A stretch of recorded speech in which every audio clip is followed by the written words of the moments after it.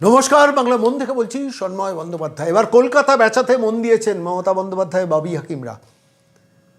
উল্টোডাঙ্গা থেকে দমদম যাওয়ার পথে বাঁদিকে একটা বড় জলাশয়, যারা শিয়ালদা লাইনে যাওয়া আসা করেন তারা সবাই জানেন, এবং সেই জলাশয়টা আমরা ছোটোবেলা থেকে দেখেছি। আমি দীর্ঘদিন ধরে আগরপাড়া স্টেশন থেকে দমদমে যেতাম, এবং যারা শিয়ালদা যেতাম, যারা শিয়ালদা থেকে কৃষ্ণনগর বলুন, ব্যারাকপুর বলুন, বনগাঁ বলুন, শান্তিপুর বলুন, যে কোনো জায়গায় যান তারা দেখবেন যে উল্টোডাঙ্গা স্টেশন থেকে দমদম যাওয়ার পথে বাঁদিকে একটা বিশাল বড় মাল্টি স্টোরিড বিল্ডিং আছে, 15তলা 20তলা হয়তো বিল্ডিং আছে। বিল্ডিংয়ের সামনে একটা বিশাল জলাশয়, দেখতে বেশ ভালো লাগতো।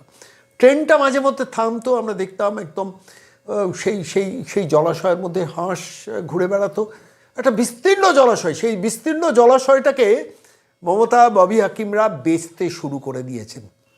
বাংলার বাড়ি করব বলে সেটাকে ভরাট করছেন। সেই দৃশ্য আপনারা দেখছেন, সেই জলাশয়টা আপনাদের এখানে দেখাচ্ছি।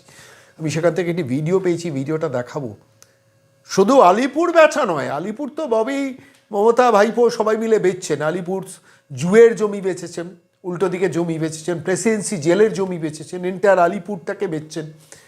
সেখানকার বিভিন্ন বিস্তীর্ণ জমিগুলো মাল্টি স্টোরিড বিল্ডিংকে দিচ্ছেন, এবং দেওয়ার পেছনে নিশ্চিতভাবে অঙ্ক সরকারের ভাঁড়ারে টাকা তোলা এবং একই সঙ্গে রাজনৈতিক দলকে লাভবান করা। এটা দীর্ঘ লড়াই চলছে। জু বাঁচাও কমিটি যারা, তারা লড়াই করছেন এটা নিয়ে। প্রেসিডেন্সি জেলের বিস্তীর্ণ অঞ্চল, খেলার মাঠ, সে কয়েক বিঘে জমি, সেটা কিভাবে বেচছেন সেগুলো আপনাদের দেখিয়েছি। এই মহিলার হাতে রাজত্ব থাকলে কিন্তু সারা কলকাতার বিভিন্ন জায়গায় এইভাবেই বেচা হবে। ট্রাম কোম্পানি, সিএসটিসির কোম্পানি, বিধান রায় যে জমিগুলোকে সরকারি জমি করেছেন সেই জমিগুলোকে বেচছেন, বেছে বেছে টাকা তুলছেন, টাকা তুলে ভোট কিনছেন। 1,500 টাকা এর বেকার ভাতা দিয়ে ভোট কেনার চেষ্টা করছেন, লক্ষ্মীর ভাণ্ডার দিয়ে ভোট কেনার চেষ্টা করছেন। আমি আজকে সরাসরি আপনাদের নিয়ে যাব, একদম স্পটে নিয়ে যাবো, অন দ্য স্পট। সেখান থেকে অধিবাসীরা রিপোর্ট করেছেন, তারা এই লড়াইটা সুপ্রিম কোর্ট পর্যন্ত নিয়ে গেছে। কিন্তু প্রশ্নটা হলো, একটা সরকার, একটা নির্বাচিত প্রশাসন কেন কলকাতার জমি বেচবে? অনেক কষ্ট নিয়ে, অনেক যন্ত্রণা নিয়ে কলকাতার মানুষ বেঁচে আছে, সেখানে 32 বিঘের জলাশয় ভরাট করছেন। 3 নম্বর ওয়ার্ড, আমি দেখছিলাম ওখানকার অধিবাসীরা আমাকে পাঠিয়েছেন, 3 নম্বর ওয়ার্ডে 1 নম্বর বড় সম্ভবত, সেখানে জলাশয়টা ভরাট করছে। ববি হাকিম নিশ্চিতভাবে কলকাতা কর্পোরেশনের অধীন, তিনি বেচার ব্যবস্থা করছেন, এবং কনসার্ন ফ্রম মমতা বন্দ্যোপাধ্যায়। কেন মমতা বলেছে, ববি তুই একটা জমি দেখ, জলাশয় দেখ, দিদি ওখানে একটা বড় জলাশয় আছে, এবার ওই জলাশয়টাকে ভরাট করি। এবং সেই জলাশয়টা স্থানীয় অধিবাসীরা বিরোধিতা করছে যে এভাবে জলাশয় ভরাট করা যায় না আজকের দিনে, সেই জলাশয়কেও তিনি ভরাট করছেন। আমি বেশি কথা বলবো না, আপনাদের স্পটে নিয়ে যাব। সেখানকার অধিবাসীরা যে ভিডিওটা পাঠিয়েছেন, ভিডিওটা দেখুন। আর সারা বাংলার প্রত্যেকটা মানুষকে বলছি, কলকাতার শহরের আশেপাশে যারা মফস্বলের মানুষ আছেন, আমি প্রত্যেককে বলছি ভিডিওটা শেয়ার করুন, সবাইকে ছড়িয়ে দিন। কীভাবে একটা রাজ্য সরকার, একটা প্রতারক সরকার, যারা সরকারি কর্মচারীদের দিয়ে দেয় না, অবসরপ্রাপ্ত কর্মচারীদের পেনশন দেয় না, যারা বেকার শিক্ষিত ছেলেমেয়েগুলোকে রাস্তায় ফেলে পেটায়, যারা বিস্তীর্ণ অঞ্চলে বাংলার সরকারি অফিসগুলোতে কন্ট্রাকচুয়াল কর্মী দিয়ে তাদের জীবনটাকে নষ্ট করছেন, সেই সরকার দিনে দুপুরে, রাতের অন্ধকারে নয়, দিনে দুপুরে পর্যন্ত জলাশয়, 32 বিঘের জলাশয় ভরাট করে কি কারবার চলছেন, অন দ্য স্পট রিপোর্টিং সেখানকার অধিবাসীরা করেছেন। আপনারা দেখুন এবং সবাইকে এটা ছড়িয়ে দিন, শেয়ার করে দিন, জানুন বাংলার মানুষ। আর অ্যাট এনি কস্ট যারা এই লড়াইটা করছেন তাদের পাশে থাকুন। আমি এই এলাকার অধিবাসীদের কাছে বলছি, আপনারা প্রত্যেকটা ভিডিও আমাদের কাছে পাঠাবেন, যা যা ছবি পাবেন পাঠাবেন। কিন্তু এই অঞ্চলটির সঙ্গে বহু মানুষ পরিচিত, যারা শিয়ালদা লাইন দিয়ে যাওয়া আসা করেন তারা সবাই জানেন বাঁদিকে একটা বিস্তীর্ণ জলাশয়, প্রায় 32 বিঘের জলাশয়। আজকের দিনে আপনি 1 কাঠা জলাশয় ভরাট করতে পারেন না ওয়েস্ট বেঙ্গল ফিশারিজ অ্যাক্ট অনুযায়ী। ওয়েস্ট বেঙ্গল ফিশারিজ অ্যাক্ট অনুযায়ী 1 কাঠা জলাশয় ভরাট করা যায় না, 32 বিঘে জলাশয় ভরাট করছেন। এত পাপ ববি হাকিম রাখবেন কোথায়? এত পাপ মমতা বন্দ্যোপাধ্যায় রাখবেন কোথায়? কলকাতার মানুষ এখনও যারা তৃণমূলের প্রতি সফট কর্নার, দেখুন কি কারবার করছেন বেচারাম ববি, দেখুন। এবং with the consent of that lady, নবান্নের 14 তলায় যিনি বসে আছেন, দেখুন। যারা কলকাতায় বা কলকাতার বাইরেও যারা থাকেন, যদি কোনোদিন শিয়ালদা থেকে দমদমের দিকে লোকাল ট্রেন হোক, দূরপাল্লার ট্রেন হোক, যদি কোনোদিন গিয়ে থাকেন, দিনের বেলায় ধরে নিচ্ছি, আপনারা এই জলাশয়টা যেটা হচ্ছে উল্টোডাঙা দমদমের মাঝখানের মধ্যে পড়ে দেখেননি এরকম কোথায় কেউ পাওয়া যাবে না। আর তারপর 2007-8 সালে যখন এই বিল্ডিংটা তৈরি হয়, তারপর থেকে তো এই জায়গাটা একটা ল্যান্ডমার্ক হয়ে গেছে। এর সামনে পুরো টলটলে জল ছিল, 32-33 বিঘা জমি। এমনকি 2018 সালে কেএমসির ডাকা টেন্ডার অনুযায়ী তারা এখানে মানে মৎস্য চাষের টেন্ডার দিয়েছিল। কেএমসি পুরো জমিটাই 32 বিঘা অধিগ্রহণ করে ফিশারিজ অ্যাক্টে। তাহলে তারা তো নিজেই স্বীকার করছে কোনো বাস্তু জমি কখনো কোনো ফিশারিজ অ্যাক্ট অধিগ্রহণ করা যায় যদি না সেটা জলাশয় হয়। সেখানে কি মাছ চাষের জন্য টেন্ডার ফ্লোট করা যায় যদি না সেটা জলাশয় হয়? আমাদের সবার কাছে আবেদন, গোটা কলকাতাবাসী যত এনজিও রয়েছেন সারা পশ্চিমবঙ্গে সারা দেশের যারা যারা দেখবেন, প্লিজ প্লিজ এটাকে আপনারা সবার মধ্যে শেয়ার করুন।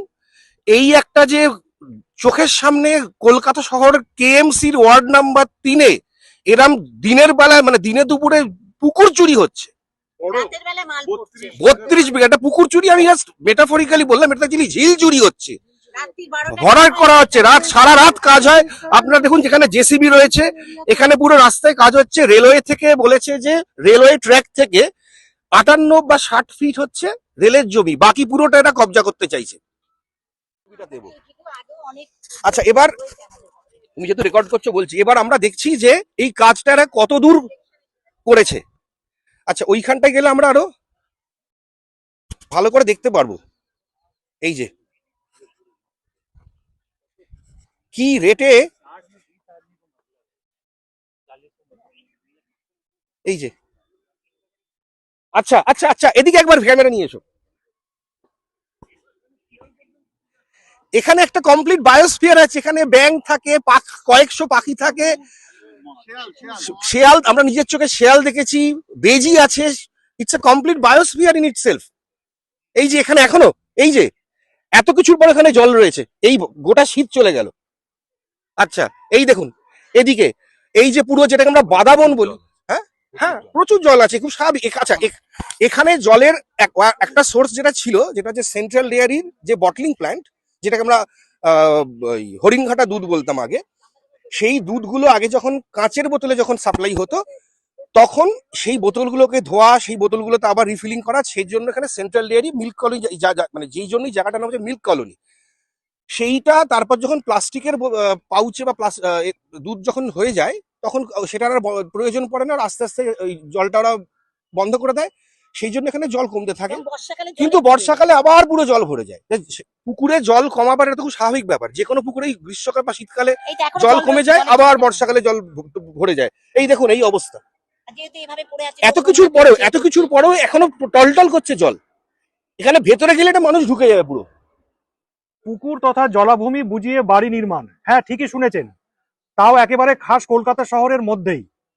বেলগাছিয়া মিল কলোনির ভিতর সেন্ট্রাল ডেয়ারি থেকে ঢিল ছড়া দূরত্ব, দমদম ও বিধাননগর রেল স্টেশনের মাঝামাঝি লাইনের পাশেই 32 বিঘা ঝিল, যেটি এখানে শালবনী ঝিল হিসেবে পরিচিত। ট্রেনে করে শিয়ালদা মেন শাখার বহু পুরনো নিত্যযাত্রীরাই নিশ্চয়ই খেয়াল করে থাকবেন এই সুন্দর জলাশয়টি। বিগত কয়েক বছর ধরে যত্নের অভাবে সেখানে এখন আর জল টলমল করে না, কিন্তু সারা বছর এতে হাঁটু সমান জল ধরে এবং বর্তমানে অঞ্চলে এক অদ্ভুত জৈব বৈচিত্র্যের ভারসাম্য বজায় করে চলেছে। তবে আজ সেটি চরম বিপন্ন। প্রশ্ন, এই পুকুর সংরক্ষণ করার দায় কার? 2018 সালে কলকাতা কর্পোরেশন এই 32 বিঘা প্রকাণ্ড জলাশয় মাছ চাষের উন্নতিকল্পে ও রক্ষণাবেক্ষণের নিমিত্তে অধিগ্রহণ করেন, কিন্তু এর অবস্থার আদতে কোনো উন্নতি লক্ষ্য করা হয়নি। আশ্চর্যের বিষয় হলো যে কর্পোরেশনের ঘোষিত কর্মসূচি নিয়ে পুকুর বোঝাই রুখতে বদ্ধপরিকর, তারাই আজ এখানে বাংলার বাড়ি প্রকল্প রূপায়ণের 7 বিঘা জমির ওপর নির্মাণ কার্য শুরু করেছেন। তাদের যুক্তি, চিহ্নিত জায়গাটি নাকি খাতায় কলমে জমি হিসেবেই দেখানো রয়েছে, পুকুর নয়।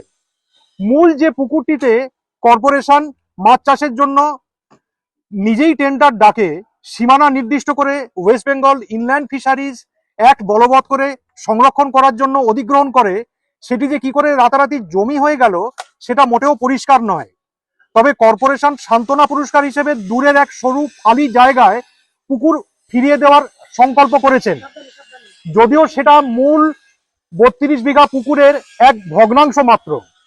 এবারে আমরা বরং মূল 32 বিঘা পুকুরের সপক্ষে কিছু যুক্তি পেশ করি। ইসরোর ভুবন ম্যাপের ওয়াটার বডি ইনফরমেশন সিস্টেম কিন্তু পুরো জলাভূমিটাই চিহ্নিত করে রেখেছে জলাভূমি বা ওয়াটার বডি হিসেবে। গুগল আর্থের শুরু থেকে শুরু করে 2016-17 সালের ছবি দেখলেই বোঝা যায় যে এটা কোনো ভগ্নাংশ নয়, পুরোটাই আসলে পুকুর। 1982 সালের সিআইটি স্কিমের অধীনে করা মৌজা ম্যাপও কিন্তু এর প্রমাণ বয়ে বেড়ায়। পশ্চিমবঙ্গ দূষণ নিয়ন্ত্রণ পর্ষদ এবং ইস্টার্ন রেল কর্তৃপক্ষ দুটি ভিন্ন পর্যবেক্ষণ করে এই 32 বিঘা জলাভূমির অস্তিত্ব স্বীকার করেছে। এর মধ্যে কর্পোরেশন ঠিক কিভাবে নিজেদের নোটিশ 7 বছরের মাথায় বদলে ফেললো, নিজেদের পুকুর সংরক্ষণের অবস্থান থেকে সরে গিয়ে এখানে নির্মাণ কার্যে ব্রতী হলো, সেটাই প্রশ্ন। প্রসঙ্গত উল্লেখ্য, প্রস্তাবিত বাংলার বাড়ি রূপায়ণের নির্দিষ্ট স্থানেই কর্পোরেশন আজও তাদের পোর্টালে পুকুরের তালিকায় এটিকে রেখে দিয়েছে। শেষে আসি এমনই এক পরিহাসের বিষয়, কর্পোরেশনের প্রকাশিত 2017-2024 সালের নোটিশ এতটাই পরস্পর বিরোধী যে 2017 সালের নোটিশ ধরলে ওরা স্বীকার করছে পুরো 32 বিঘাই পুকুর, আর 2024 সালের নিরিখে পুকুরের আর কোনো অস্তিত্বই থাকে না। আমরা এবার দেখি মূল নোটিশটিকে। ব্যাস। এই ভিডিওটা আমি এখন স্টপ করেছো তো? এবার ভেতরে যাই, এবার বাকিটা ভেতরে যাই এবারে। একদম এই যে কিছুদিন আগে আগুনটা লাগলো ওই যে আমাদের ইয়েতে এত লোক